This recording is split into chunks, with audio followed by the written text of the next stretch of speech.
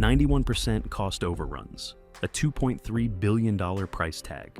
This isn't just a venue, it's the biggest financial gamble in the history of Las Vegas. Because here's the thing, the MSG Sphere Las Vegas. It's not a failure in the way people expect. It's not empty, it's not ignored. Heck, it might be one of the most photographed buildings on Earth right now. Giant emojis, blinking eyeballs, that glowing alien orb hanging over the strip, like it knows something you don't, and yet almost $500 million gone in the first year alone. Just gone. That's not a rough start, that's a warning shot. Now, I've been around long enough to know when numbers don't add up.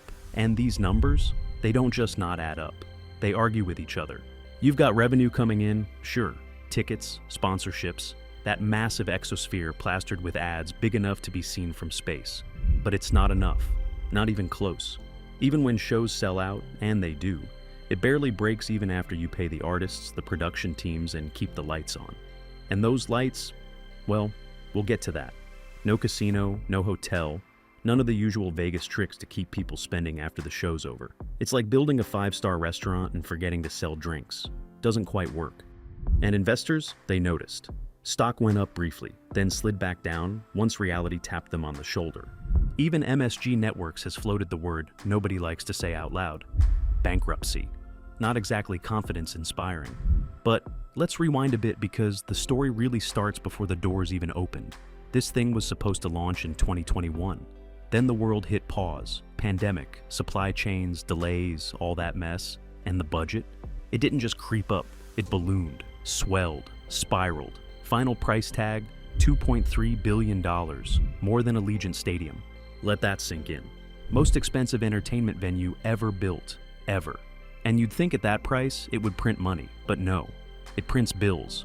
Operating costs are where things get, well, ugly. Power alone can run up to $1.5 million a month. A month, that's just to keep the thing glowing like a sci-fi moon. Maintenance, tens of millions a year. Easy. Those projectors inside, each one costs over $100,000. And they don't just sit there quietly doing their job, they overheat. They drift out of calibration. They need constant babysitting, which means downtime. And downtime in a place like this is like setting cash on fire in real time. Here's the kicker. This one stings a little. Even at full capacity, profit margins are razor thin. Like blink and you miss it thin. So naturally they charge more. Tickets can get up to $169 on a slow night. $250 to $400 if someone like U2 is in residence. And people, they're not thrilled about it. You hear it everywhere. Too expensive, not worth it, maybe once, but not again. And that not again part, that's the problem. Because many shows aren't even full. An 18,600 seat venue, half empty some nights, high prices, weak demand. That's not a glitch, that's a pattern. And the shows themselves? Oh, they're spectacular, no question. But they're also a logistical nightmare. Every single one has to be custom built in full 3D immersion. There's no plug-and-play system here. No reusing last season's setup with a fresh coat of paint. What most people don't realize is the Sphere isn't just expensive to run, it's structurally locked into that expense. There's no low-cost mode for it. The entire building is dependent on high-energy LED playback systems running at massive scale, meaning even during smaller events or partial attendance nights, the baseline cost barely changes. It still has to be fully powered, fully cooled, and fully maintained just to operate at all. That's a brutal setup for any business, because your downside never really shrinks. And then there's the content problem. Unlike a traditional arena that can host concerts, sports, or conferences with minimal modification, the Sphere requires purpose-built immersive media for almost every experience. That means production companies have to design specifically for its curved interior, which raises costs and limits how often mid-tier or experimental events can even afford to book it. So, what you end up with is a paradox, a venue that demands constant premium content to justify itself, but makes it financially difficult for anything except premium content to exist inside it. That's a narrow lane, and narrow lanes in entertainment don't always scale the way investors hope they will. It's all bespoke, all expensive, all time-consuming, which means you're constantly chasing the next blockbuster act, the next residency, the next thing big enough to justify the cost. And if you miss, even once, that gap hits hard. Now layer that on top of what's happening outside the building. Las Vegas isn't exactly booming the way it used to. Tourism's dipped, about 7.5% down in leisure visitors, according to University of Nevada, Las Vegas. Conventions are smaller. Prices for everything, hotels, food, you name it, are up. People still come, but they're spending less. They're tighter, more selective. And the middle-class audience, the one this place quietly depends on, that group's shrinking.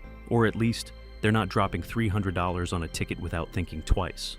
Or 3 times. So, what happens? Well, people do what people always do. They look, they take pictures, they post, and then they leave. That's the strange irony of the Sphere. It might be the most successful free attraction in Vegas. The outside, the exosphere, is doing exactly what it was designed to do. Grab attention, go viral, flood social media. But attention doesn't pay the bills. Drive-by content, they call it. You get the experience without ever stepping inside. And once you've seen it, really seen it, through your phone or someone else's, the urgency kind of fades, doesn't it? And inside, it's impressive, no doubt. Some folks call it life-changing. Others, overpriced and overhyped. That split, that's dangerous. Because what it's missing, this is the part people don't always say out loud, it's missing a feeling, an emotional hook, something that makes you want to come back. Old Vegas understood that. Energy, chaos, accessibility. A sense that anything could happen. This place, it's engineered, precise, almost too perfect. Like a luxury watch you admire, but don't wear every day. And internally, things aren't exactly smooth either. Long hours, burnout, technicians cycling in and out, quiet layoffs, job listings that appear, then vanish. It feels like a company tightening its belt while smiling for the cameras. 3 revenue streams, that's all it's really got. Tickets, ads, sponsorships. Compare that to traditional Vegas venues, and it's limited, fragile even. Because when your costs are sky high and your demand isn't consistent, you don't have much room to breathe. So, what do? You expand. Or at least, you say you will. There's talk of another Sphere in Abu Dhabi. New market, new investors, fresh optimism. But we've seen this movie before. Big Vegas projects, Resorts World Las Vegas, Fontainebleau Las Vegas, they launch with fireworks and headlines, then spend years trying to justify the hype. And maybe the Sphere figures it out. There are opportunities. Esports, film premieres, corporate events, even scientific experiences. It's not like the potential isn't there, but something has to change. Ticket prices probably need to come down. Costs, somehow, need to come down too. And more than anything, it needs to feel like something people need to experience, not just something that looks good on Instagram. Because right now, it proves something a little uncomfortable. Bigger isn't always better, more advanced doesn't guarantee success. And if the math doesn't work, well, eventually the lights flicker. And when they do, all you're left with is a very expensive reminder. A visual icon, sure, but maybe, just maybe, a financial cautionary tale. If you have ever experienced an event at the Sphere, share your experience with us in the comments below. If you enjoy our content, please like and subscribe, and we'll see you in the next video.